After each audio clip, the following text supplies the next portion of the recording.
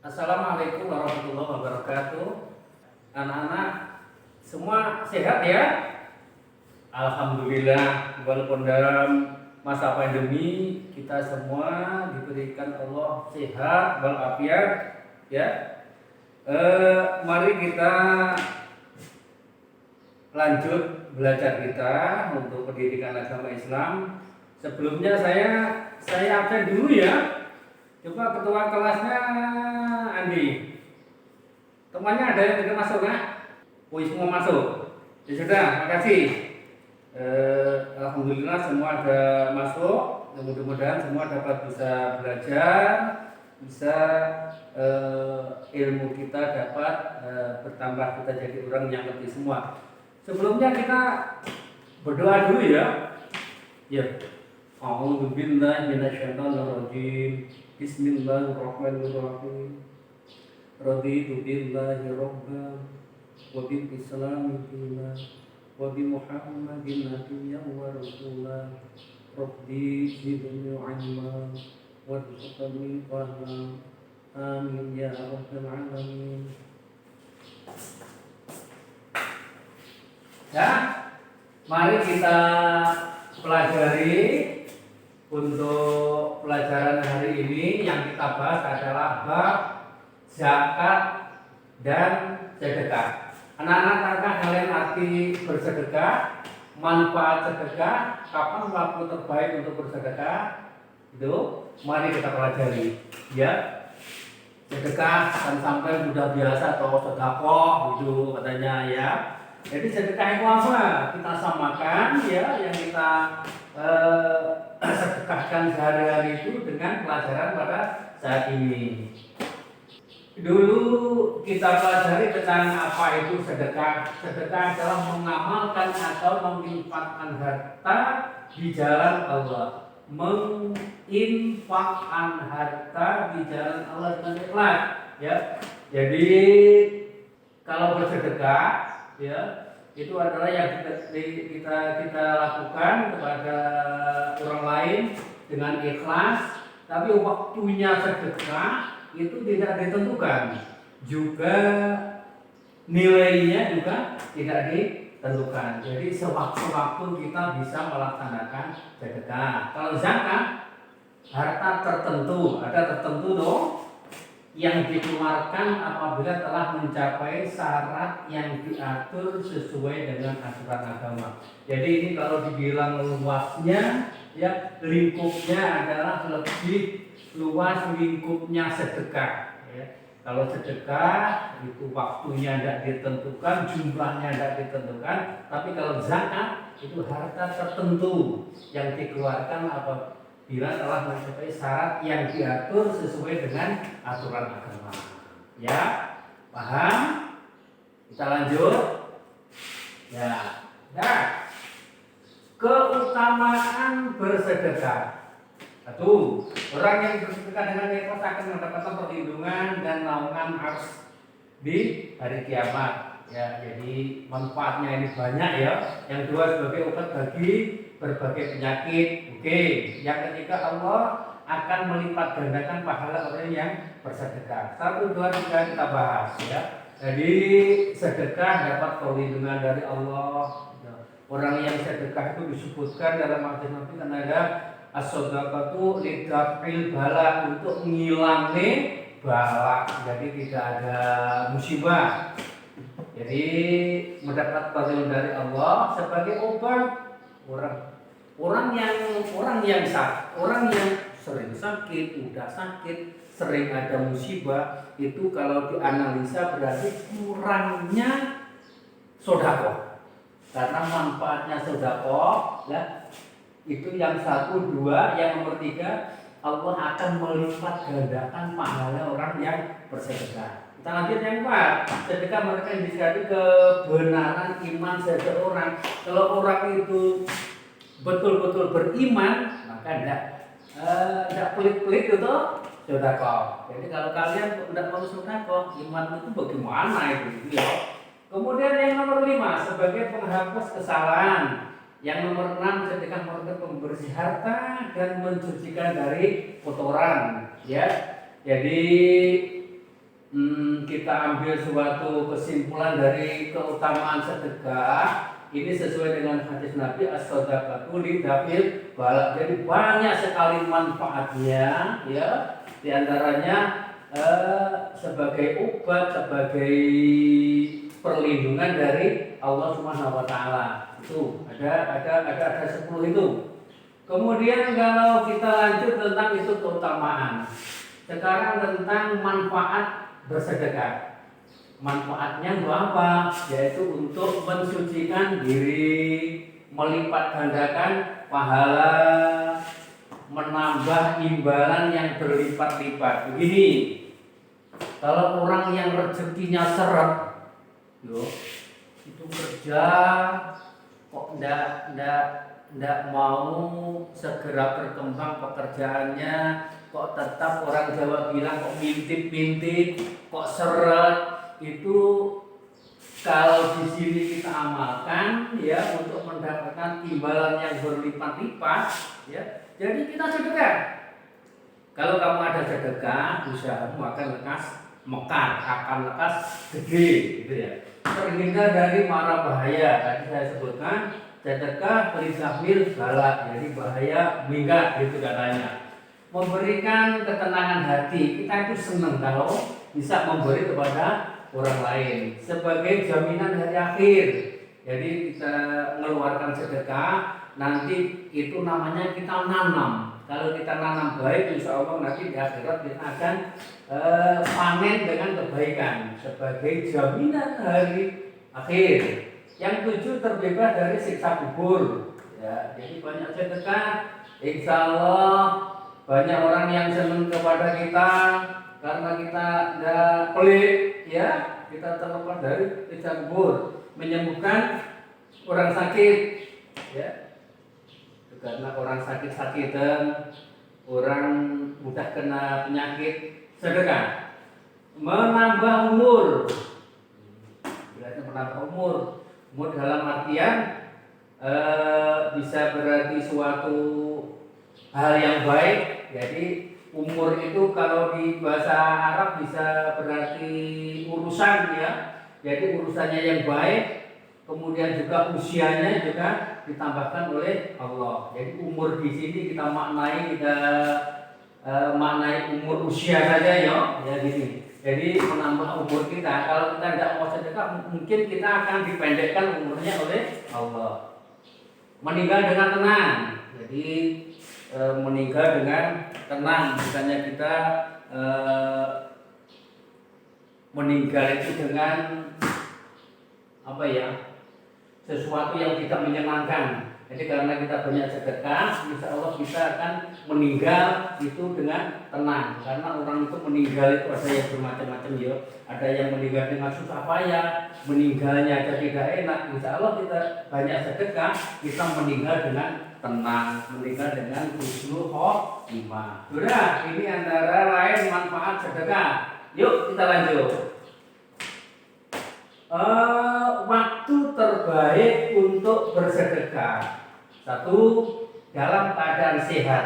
Keadaan sehat sangat memungkinkan manusia untuk berbuat kebaikan. Jadi sehat, ya, kita sedekah. Yang nomor 2, dalam keadaan ini kaya raya. Dengan sedekah kita diingatkan kembali bahwa sebenarnya harta banyak tidak menjamin kebahagiaan baik dunia akhirat. Jadi dalam keadaan ingin kaya, ya, banyak sedekah. Jangan yang saya sedekahkan apa, tidak.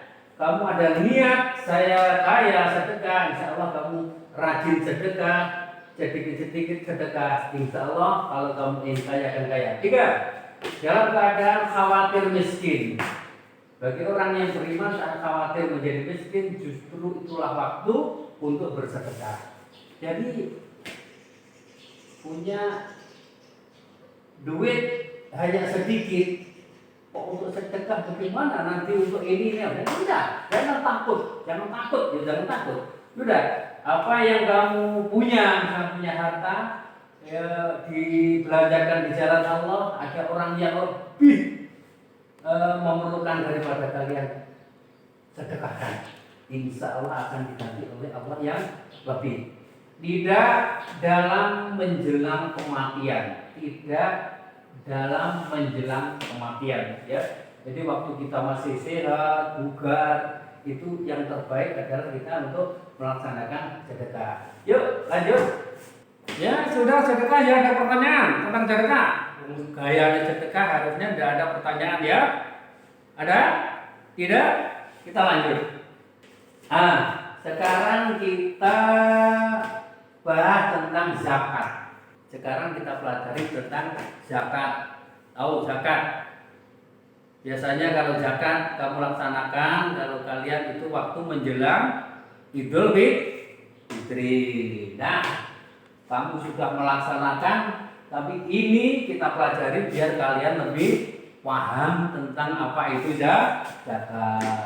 Ini adalah jenis zakat anak-anak. Mari kita simak. Oh, gitu yo. Zakat yang wajib dikeluarkan dari setiap muslim pada bulan Ramadan, tepatnya menjelang Idul Fitri. Kisarannya 3,5 liter atau 2,5 kilogram kanan. Ya, zakat itu ada dua.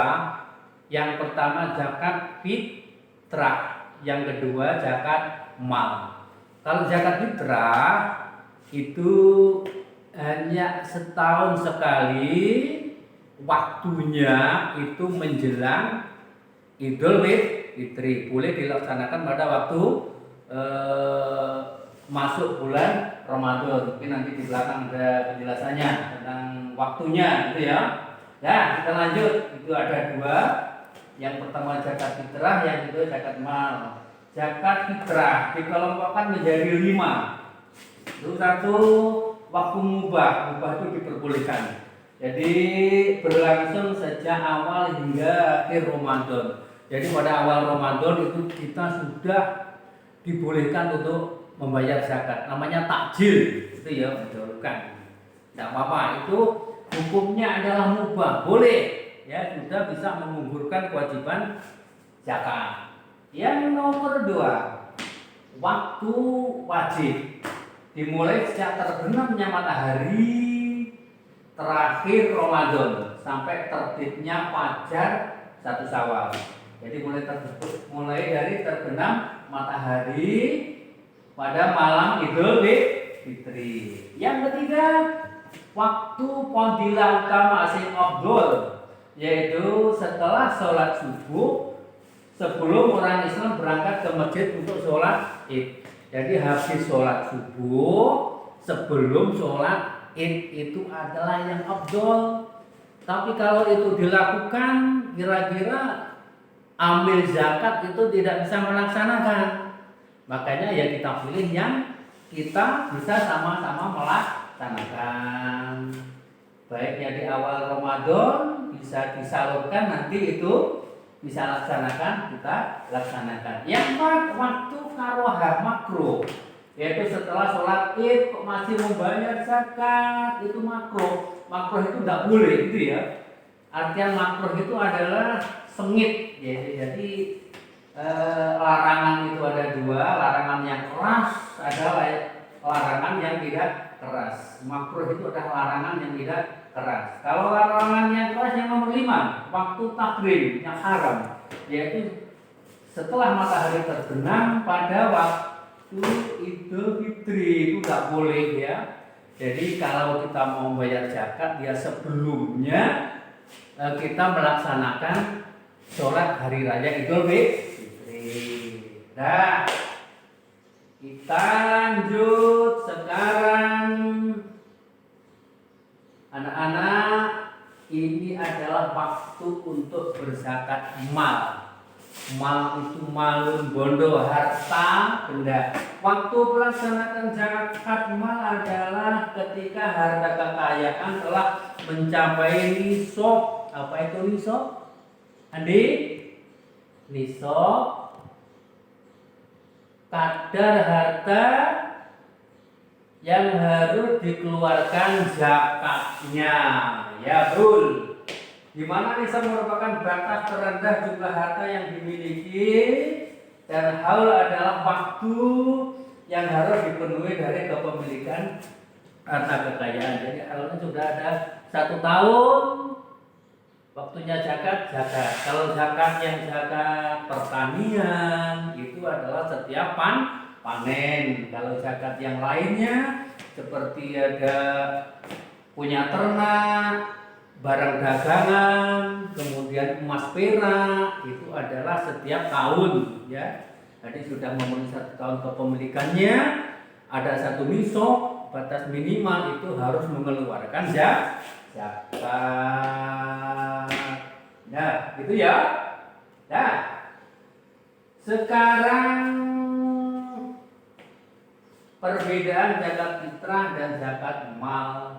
Nah, toh zakat mal diwajibkan karena kepemilikan harta yang sudah mencapai nisab. Nanti kalau kita pelajari ada nisabnya, yang bagian misalnya ternak nisabnya berapa, harta dagangan berapa, kemudian emas perak berapa. Kalau sudah 1 nisab dari bagian masing-masing maka wajib mengeluarkan zakatnya. Sedang zakat fitrah dikeluarkan berkaitan dengan Idul Fitri. Jadi kalau zakat fitrah berkaitan dengan Idul Fitri yang ada syarat-syaratnya, orang itu orang Islam dan sudah lahir pada waktu hari terakhir bulan Ramadan atau itu masih hidup. Itu syaratnya paling tidak untuk zakat fitri orang Islam yang sudah ada di akhir bulan Ramadan. Yang nomor 2, secara istilah zakat mal mempunyai beberapa sebutan berdasarkan Al-Quran dan Sunnah, yaitu zakat, sedekah, al-haq, nafaqah, dan al-afu. Jadi zakat mal itu ada beberapa istilah, zakat, sedekah, al-haq, nafaqah, dan al-afu. Lanjut, objek zakat untuk zakat mal adalah berupa harta, sementara zakat fitrah berupa jiwa. Objeknya zakat mal untuk zakat mal adalah berupa harta, sementara zakat fitrah berupa jiwa, an-nafsi, yaitu untuk membersihkan jiwa. Kalau zakat mal untuk memberikan harta, karena harta-harta kepemilikan itu mungkin bisa diperoleh dengan bermacam cara. Kalau harta itu kotor, harta dibersihkan dengan zakat mal. Tapi kalau jiwa itu cara membersihkannya dengan zakat fitrah. Gitu ya. Jadi pengertiannya begitu. Kalau untuk membersihkan harta dengan zakat mal, memberikan jiwa dengan zakat fitrah. Nah, zakat mal berupa produk peternakan, pertanian, emas dan perak, barang dagangan. Itu zakat fitrah berupa makanan pokok. Jadi makanan pokok itu dari masing-masing penduduk itu tidak sama. Kalau orang Arab itu biasanya kurma, gandum. Kalau orang Eropa mungkin lain lagi. Kalau orang Indonesia yang jelas beras itu ya, nasi itu ya. Jadi makanan pokok masing-masing penduduk, makanan yang mengenyangkan. Sudah ada yang mau bertanya mungkin tentang zakat fitrah dulu. Zakat fitrah, ya, zakat fitrah untuk anak yang belum balik. Ya, begini ya. Tadi saya sampaikan zakat fitrah itu syaratnya, ya, ada syarat-syaratnya. Yang pertama adalah Islam. Jadi selama orang itu Islam wajib bayar zakat. Yang non-Islam tidak wajib bayar zakat. Yang kedua, pada waktu matahari, sebelum matahari terbenam pada akhir bulan Ramadan, itu sudah lahir atau masih hidup. Ya, sudah lahir. Berarti kalau pada akhir bulan Ramadan sudah itu wajib mengeluarkan zakat fitrah. Wajib zakat. Jadi kalau pertanyaannya, anak yang belum balik itu wajib zakat fitrah. Wajib. Anak yang baru lahir saja itu sudah wajib untuk zakat fitrah. Ada yang lain? Ada zakat mal. Apa? Sapi. Ya, ini Kalau untuk haul batas kepemilikan itu adalah satu tahun. Ya, kalau yang jenisnya sapi, barang dagangan, emas perak itu 1 tahun. Tapi kalau yang hasil panen itu zakatnya setiap masa panen. Nanti berapa yang harus dibayarkan? Nanti kita kaji lebih lanjut tentang kalau emas perak itu berapa, kalau sapi itu berapa, kalau barang dagangan itu berapa. Itu kalau standarnya untuk zakat harta benda selain zakat pertanian itu adalah standarnya emas perak. Jadi 80 gram emas itu untuk standar.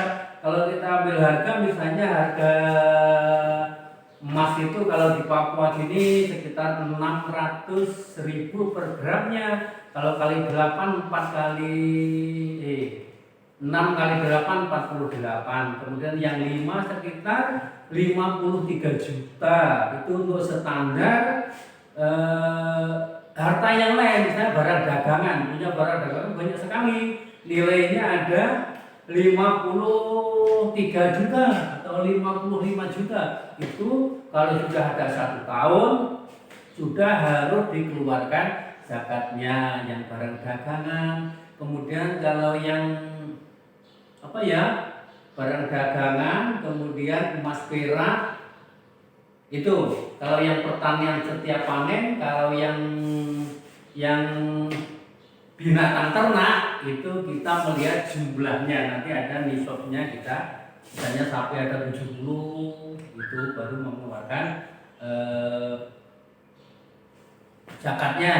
Dan itu ada apabila itu ada syarat-syaratnya, sapi tersebut adalah diliarkan, ya. Jadi dia bebas makan rumput-rumput yang ada di misalnya kita punya lahan yang bebas gitu. Jadi nanti ada pemilahnya sendiri-sendiri, termasuk juga dalam hasil panen. Itu kalau pakai dihujani, diairi dengan air hujan saja, dengan yang pakai diesel dan sebagainya itu zakatnya berbeda. Mungkin ada yang lain? Tidak? Ya. Jadi untuk sedekah itu lebih luas lingkupnya. Kalau ada perbedaan antara sedekah dan zakat, kalau sedekah itu tidak ditentukan waktunya, tidak ditentukan berapanya, tidak ditentukan. Tapi kalau zakat itu ditentukan waktunya, juga ditentukan berapa yang harus dibayarkan. Kita paham tentang sedekah, tentang zakat, zakat fitrah, zakat mal, semua juga paham. Mungkin itu untuk pertemuan kali hari ini sampai sudah paham semua, ya. Nanti hari yang lain akan saya adakan evaluasi juga. Kalau sekarang paham, mungkin saya evaluasi akan paham. Demikian belajar kita hari ini. Kita tutup bersama dengan baca hamdalah. Alhamdulillahirabbil alamin. Assalamualaikum warahmatullahi wabarakatuh.